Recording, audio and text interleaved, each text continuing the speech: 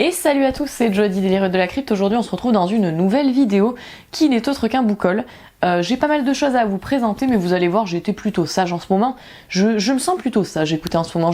Pas trop d'achats, on reste plutôt quand même correct. On est plutôt soft en ce moment. Donc je suis pas mal contente parce que voilà, j'ai envie...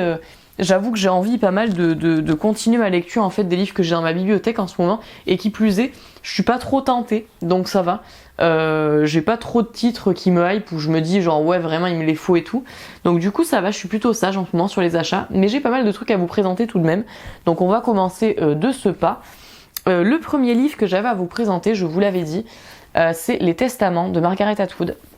J'ai relu La Servante écarlate il y a pas longtemps exprès justement pour me lancer dans la lecture de ce tome. Je les trouve tellement beaux, ces livres à chaque fois, c'est incroyable. Les Testaments, en fait, c'est la suite de La Servante écarlate, écrite 15 ans après, donc du coup par Margaret Atwood. Et en fait, on va retrouver certains des personnages que l'on connaît, voilà, d'autres que l'on connaît pas. D'après ce que j'ai compris, c'est un récit à plusieurs voix, en fait. Où on va suivre des protagonistes différents dans cette dystopie qui n'est autre que Gilead, et dans laquelle les femmes n'ont aucun poids, aucun pouvoir.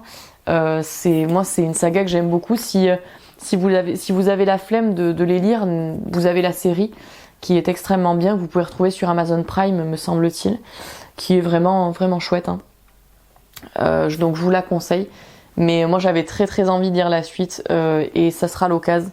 Donc je me suis pris Les Testaments. Margaret Atwood, c'est une plume que j'ai vraiment envie de découvrir plus. Je pense que ça vaut le coup de cidre. Donc voilà. Autre achat que j'ai effectué dernièrement, là il s'agit d'une lecture assez loufoque. Vous savez que j'aime les lectures un peu barrées, un peu voilà, qui sortent un petit peu des sentiers battus, vous me connaissez, et donc du coup je me suis procuré Dr. Ra de William Codwinkle. Dr. Ra, ça a l'air d'être what the fuck, je vous explique. Dans Dr. Ra, on va suivre en fait des rats, voilà, comme son nom l'indique, qui en fait servent de cobayes. Ces rats-là, ils se sont habitués à leurs conditions, c'est pas pour autant qu'ils aiment forcément voilà, leurs conditions, mais ils se sont habitués, ils vivent ainsi, et ils ont un chef. Et ce chef, en fait, il est presque masochiste, parce qu'en fait, lui, il est complètement pour cette société dans laquelle lui et ses compères ne servent que de cobayes, jusqu'au jour où il va y avoir une rébellion, en fait, chez ces petits rats, et on va voir du coup un sacré bordel s'enclencher. Voilà, ça a l'air what the fuck, ça a l'air barré, ça me faisait envie. Je l'ai eu vraiment pour pas cher, en plus, je l'ai payé, je crois, 3 € sur Momox, un truc comme ça. Enfin, Momox, voilà, c'est vraiment chouette pour acheter des livres d'occasion. Je l'ai eu pour 3 balles, et c'est une histoire qui me faisait vraiment envie en fait. Donc voilà. On verra bien. La plume de William Codwinkle, je ne la connais pas en plus. Autre livre que j'avais à vous présenter, il s'agit de Incarnation de Daryl Delight. En fait, Incarnation, c'est la suite d'Amalia en fait, tout bêtement. La suite d'Amalia, je vous avais présenté il y a pas longtemps la famille Nielsen, qui va aussi dans cette trilogie. Dans l'ordre, ça donne du Amalia, la famille Nielsen et Incarnation, à mon sens tout du moins, puisqu'après bon vous pouvez lire dans un autre ordre, mais à mon sens c'est mieux dans cet ordre aussi. Et donc Incarnation c'est la suite. Ici dans ce roman en fait on va suivre tout simplement le retour de Bruce Nielsen, et donc Amalia va se retrouver dans la mouise à nouveau. Et oui, c'est ça que nous allons suivre. Et donc est-ce que Amalia va s'en sortir ? Suspense, on verra bien. Je remercie énormément l'auteur pour l'envoi de cette suite, puisque j'ai beaucoup aimé les 2 premiers tomes, et je m'inquiète pas pour le 3e, quoi. Je pense que ça sera une réussite également. J'aime bien la plume de cet auteur, donc à mon avis, il n'y aura pas de soucis. Ensuite, j'avais à vous présenter 2 autres livres, donc. J'avais à vous présenter un fanzine horrifique. Voilà, c'est un fanzine d'horreur, donc qui s'appelle Horrifique, et qui en fait se consacre à chaque fois à un auteur d'horreur différent. Ce fanzine m'a été gentiment envoyé par André Lejeune, en fait, qui proposait à n'importe quelle personne qui se portait volontaire, tout simplement, de l'avoir en cadeau. Et du coup, j'en ai un qui se consacre à Frédéric Livens, d'où mon intérêt, forcément, vous vous en doutez. Et un qui se consacre ici à une autrice que je ne connais pas, mais que je vais découvrir, qui n'est autre que Céline Malter. Et en fait, dans chacun de ces fanzines, on va retrouver des petites histoires en fait de ces auteurs, et je trouve que c'est de très bonnes introductions du coup à la plume d'auteurs que l'on connaît pas, sachant que chaque fanzine comporte des illustrations absolument magnifiques à chaque début de récit. Vraiment un super fanzine pour les fans d'horreur. C'est chouette de voir encore des jolis boulots comme ça, franchement, pour les passionnés, c'est excellent quoi. Ensuite, j'ai à vous présenter, je vous l'avais dit, vous le saviez, voilà, vous le saviez, que j'allais me procurer la suite. Je voulais vous présenter donc la suite des Blackwater que je me suis procuré. Donc je me suis procuré le tome 2 La Digue. Je me suis procuré le tome 3, La Maison. Voilà, qui est le tome 3, je le trouve absolument magnifique d'ailleurs. Je trouve qu'il est incroyable. Et enfin, le tome 4, La Guerre. Donc, pour ceux qui ne savent pas, il s'agit ici d'une Blackwater, il s'agit ici d'une saga de Michael McDowell qui a été rééditée chez Toussaint Louverture il y a peu et qui en fait va retracer du coup l'histoire d'une famille plus ou moins. La ville de Perdido en fait elle va être victime d'une crue, donc tout va être inondé et en fait durant cette inondation la famille Casquet ils vont trouver une jeune femme, Elinor, qui est en plein milieu de l'eau, tu sais pas ce qu'elle fout là, tu sais pas comment elle a fait pour rester en vie cette jeune femme, mais elle est en plein milieu de l'eau et du coup en fait on va suivre les aventures de cette famille qui vont finir, je pense, par découvrir qui est cette jeune femme. En tout cas, c'est autour de ça que cette histoire tourne, puisqu'on a envie de savoir, en fait, qui est cette jeune femme. Donc, suspense, finalement. Donc voilà, on attend de voir, en fait, qui est Elinor. Et le premier tome, ça n'avait pas été un gros coup de cœur me concernant. J'avais bien aimé. Franchement, c'était une lecture sympatoche. Mais si vous voulez, j'étais pas genre waouh et tout. Mais vous êtes nombreux à m'avoir dit que la suite, en fait, était bien plus dynamique et surtout le tome 3, et qu'après, genre, t'étais à fond, quoi. T'étais à fond. Donc, clairement, je me suis dit, bon, allez, je lis la suite. C'est des petits tomes. À chaque fois, ça fait 200 pages. On va pas chipoter. Je lis la suite et je vois si ça me plaît ou pas. Et puis, comme ça, je saurai, quoi. Je saurai et je vous en dirai des nouvelles parce que j'ai quand même hâte de savoir, justement, où ça va mener. Parce que même si c'était pas un coup de cœur, en fait, t'as quand même envie de savoir qui est cette femme. Donc voilà, malgré tout, hâte de connaître la suite, on verra bien quoi. Ensuite, je voulais vous présenter donc Ghost Story de Peter Straub. Mais je remercie infiniment Brajlon pour l'envoi de ce livre puisque j'ai la chance en fait d'être partenaire chez eux cette année. Et donc du coup, ils m'envoient leur catalogue, je fais ma petite sélection et je peux du coup recevoir les prochaines sorties, ce qui est franchement vraiment cool parce que Brajlon en plus j'en ai pas mal dans ma bibliothèque. Donc ici, donc moi ce mois-ci j'ai choisi du coup Ghost Story. En fait Ghost Story je l'ai déjà en Pocket Terror, mais Ghost Story en Pocket Terror est très dense et écrit tout petit.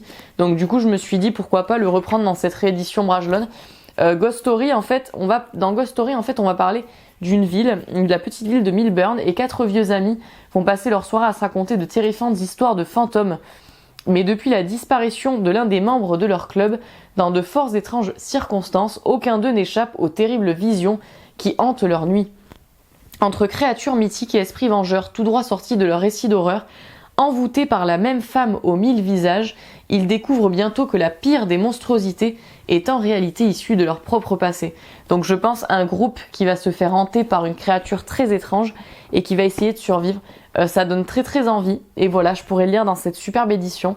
C'est un classique de l'horreur, hein. Peter Straub, c'est un auteur que j'ai encore jamais lu et pourtant c'est vraiment un auteur classique. Donc très très hâte de découvrir la plume de Peter Straub, ça sera l'occasion quoi. Enfin, j'ai un livre, alors lui celui-là je l'ai reçu depuis longtemps mais j'avais pas pu vous le présenter. Je remercie infiniment la personne qui m'a offert ce livre du coup par le biais d'Amazon en fait, de ma wishlist Amazon, parce que franchement quelle belle surprise, je m'y attendais pas du tout et c'était vraiment génial. Donc il m'a laissé un petit mot en plus, donc je le remercie, c'est Tony Lasgamer, donc merci Tony Lasgamer, un mot très gentil. Et donc je l'en remercie infiniment puisque c'est un livre vraiment qui me fait trop plaisir. Il s'agit du tome 1 de Sur les traces de Lovecraft. En fait on va retrouver si vous voulez des 12 écrivains qui vont rendre hommage à Lovecraft par le biais de récits du coup comme son nom l'indique Lovecraftien. Voilà.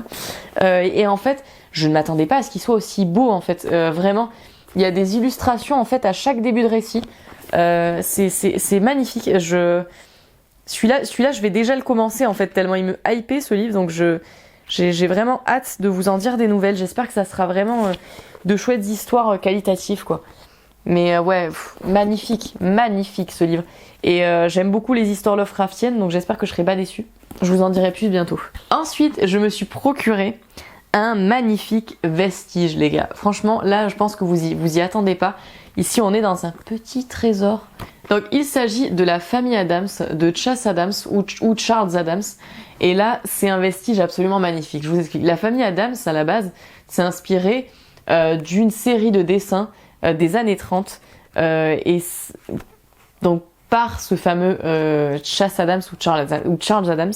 Et en fait c'est inspiré du coup de ces dessins-ci en fait.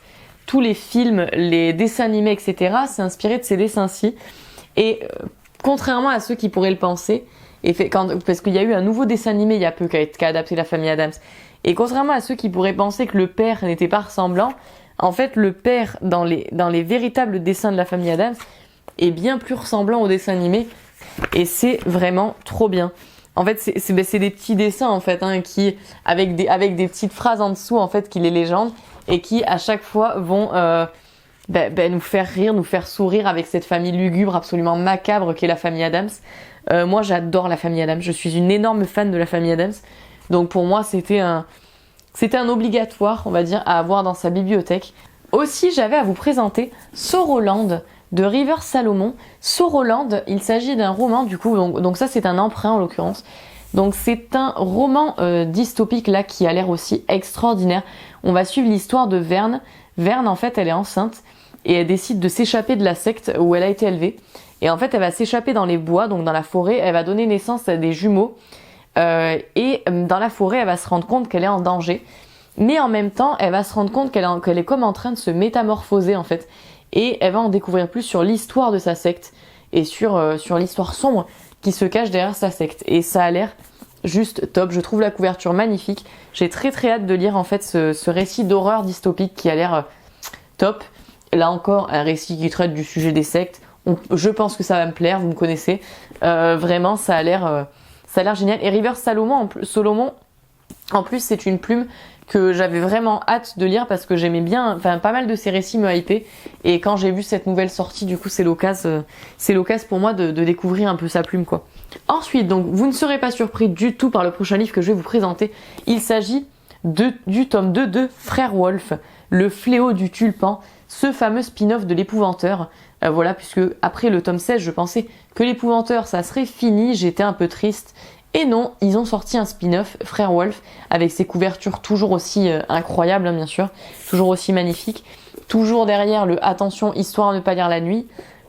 J'adore ce monde, c'est cet univers de l'épouvanteur. Si vous ne connaissez pas, franchement, c'est une saga jeunesse de dark fantasy qui est vraiment trop trop bien, avec des créatures effrayantes, dont le diable lui-même, des sorcières, des fantômes, des gobelins. Génial, sombre et génial. Voilà, je vous conseille vraiment cette saga. Si vous ne connaissez pas, c'est accessible, c'est top. Et enfin, j'ai 2 livres à vous présenter que je n'ai pas encore là, mais que je vais recevoir aujourd'hui, donc forcément je vous les présente. Je me suis procuré La déchéance d'un homme de Osamu Dazai. Je vous avais dit que je voulais me le procurer puisque La déchéance d'un homme de Junji Ito fait partie de mes mangas favoris de ce mangaka et a été adapté du coup de ce roman à la base. J'avais très envie de découvrir ce roman qui raconte l'histoire de Yozo. Yozo, il fait le clown tout le temps, il fait le petit rigolo, mais en vrai il est assez malheureux. Et en fait, on va suivre sa descente aux enfers, mais aussi les personnes qu'il va entraîner dans sa descente aux enfers. C'est un récit moi qui me faisait très envie, très tragique, très dramatique. Et voilà, ça a l'air super. Et autre récit que je me suis procuré bien sûr en dernier, donc du coup livre que j'ai à vous présenter dans ce book haul, il s'agit de La séquestrée de Charlotte Perkins Gilman. La séquestrée, c'est un gros classique. Gros classique, The Yellow Wallpaper, je crois c'est en anglais. Et c'est un gros classique où en fait on va suivre finalement l'histoire d'une femme. Son mari est médecin et donc pour la soigner, il va décider du coup de l'enfermer, de la laisser en fait enfermée dans une pièce. Et on va suivre tout simplement sa folie. Voilà, c'est sa folie en fait. Là clairement le thème de la folie est traité dans ce roman et ça me donnait très très envie. J'avais très hâte de découvrir ça. Un classique de plus qu'il fallait absolument que je lise quoi. Donc voilà, j'en ai terminé pour ce book haul. J'espère que ça vous aura plu. Si vous connaissez certains des livres que je vous ai présentés ici, n'hésitez pas à m'en parler parce que ça m'intéresse beaucoup d'avoir vos avis sur les livres que je vous présente et que je m'apprête à lire prochainement forcément. Voilà. Et moi en attendant, je vous fais de gros bisous et je vous dis à très vite pour une prochaine vidéo.